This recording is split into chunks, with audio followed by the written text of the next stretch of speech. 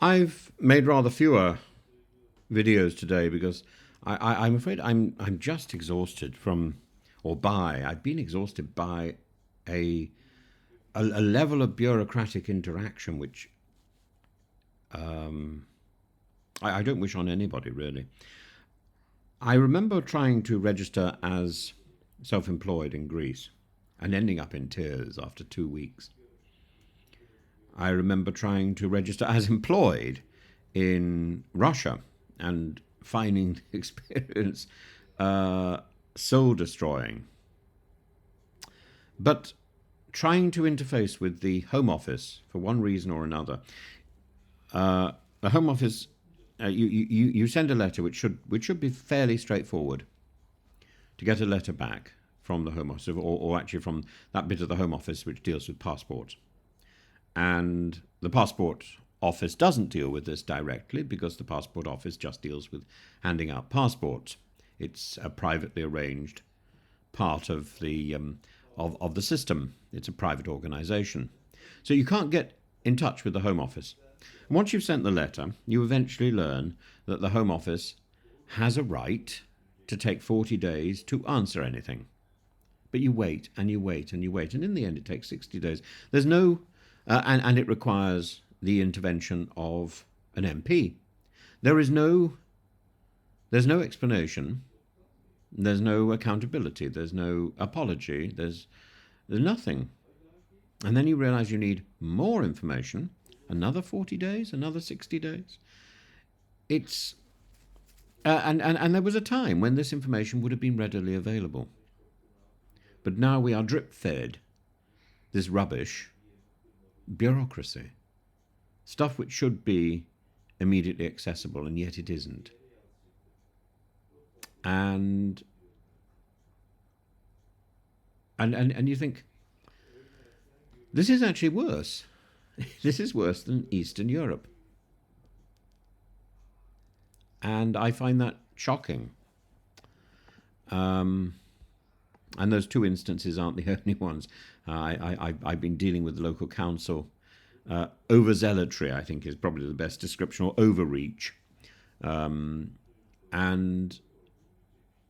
yes, while identifying what seems to be deceit, nobody's really going to admit it, and nobody will provide the evidence to counter it, to explain, you know,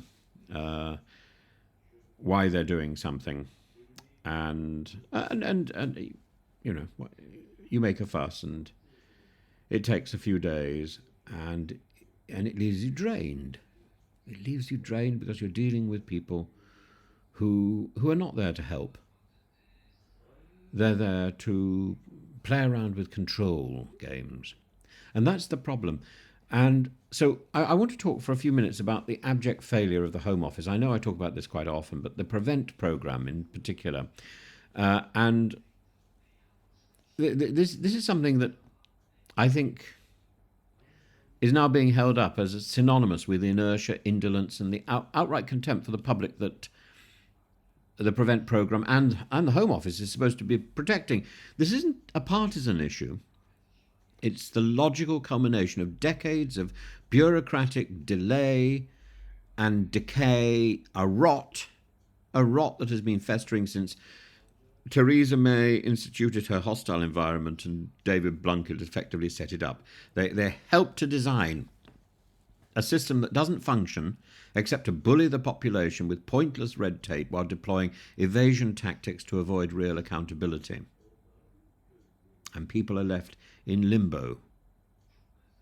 And the latest scandal surrounding Prevent, the case of Axel Rudakapana, illustrates this dysfunction perfectly. This is a case where 3 separate referrals were made about his behaviour between 2019 and 2021, yet they were ignored because of administrative incompetence and a fundamental misunderstanding of the threats he posed. The excuse: his name was misspelt in the database.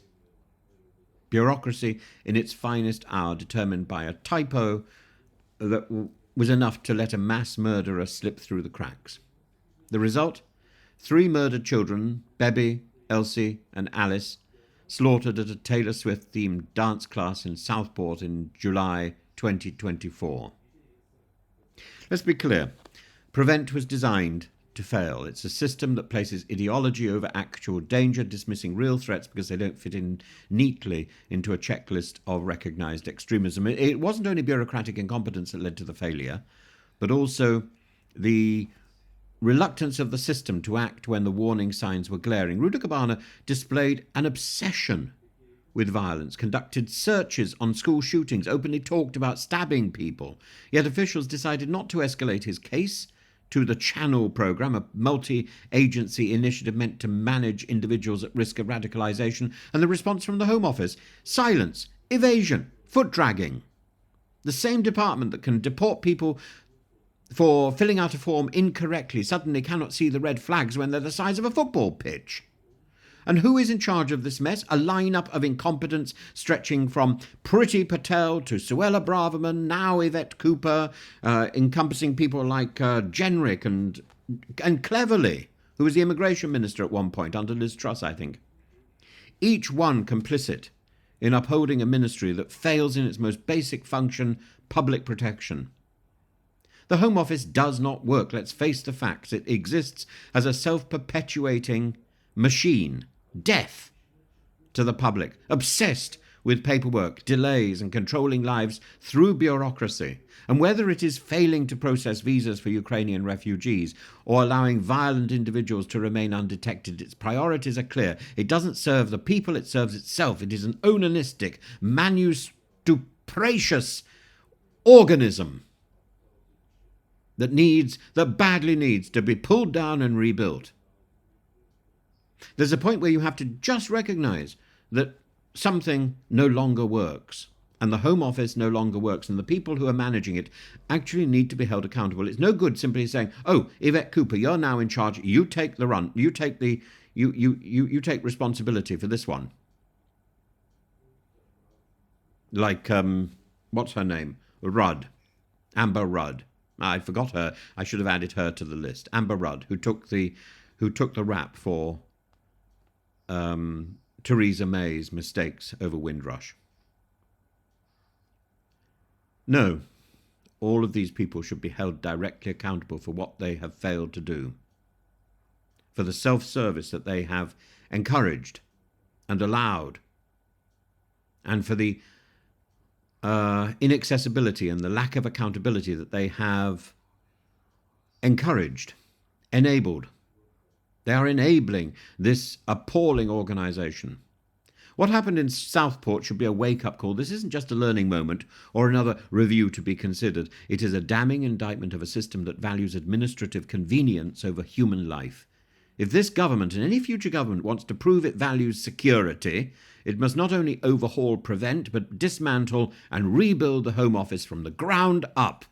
And it must hold all of those MPs who have had ministerial responsibility for maintaining this facade of fecal overload and overzealous absurdity. These people must be held to account. The tragedy of Southport is not an isolated event. It's a logical outcome of a bureaucracy that has long since abandoned its duty in favour of inertia and evasion and avoidance. If we don't act now, it will happen again.